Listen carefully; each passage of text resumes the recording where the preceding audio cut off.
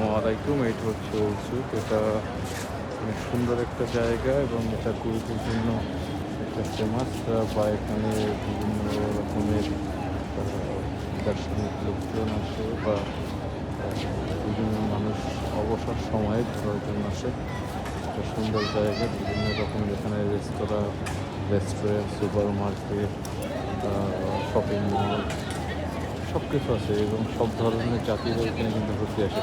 এটা বিশাল একটা এরিয়া নিয়ে কিন্তু একটা সোশ্যাল নিয়ে বলা হয় এখানে, বা ওলসুক বলে। কিছু দূরে আছে এখান থেকে মেরিনা মল, সাইটে সি সাইট।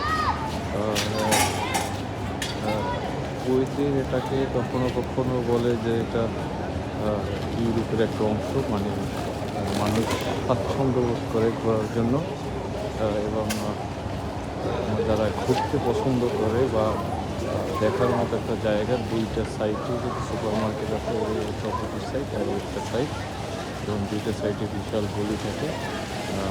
সবসময় বলেছে রাত্রে 3টে আর 4টা পর্যন্ত এখানে লোকজন থাকে। লোকজনের খুব সমাগম। এখানে বাংলাদেশি, শ্রীলঙ্কান, পাকিস্তান, ফিলিপাইন, ইন্ডিয়ান সব ধরনের লোক এখানে আসে। আরব কান্ট্রির যত লোক আছে ওরাও আসে এখানে, বা পর্যটকদের জন্য একটা সুন্দর একটা জায়গা ঘোরার জন্য, বা যারা সকালবেলা জগিং করেন কিংবা ব্যায়াম করেন, বা সময় মন খারাপ থাকে কারো, তো এই জায়গাতে ঘুরতে আসলে মন ভালো হয়ে যায়। কারণ খুব স্বাচ্ছন্দ্য বোধ করে এখানে, খুব ফ্রিডম আছে।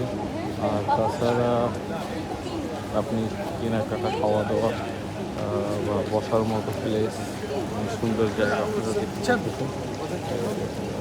তো খুব ভালো একটা জায়গা আর কি।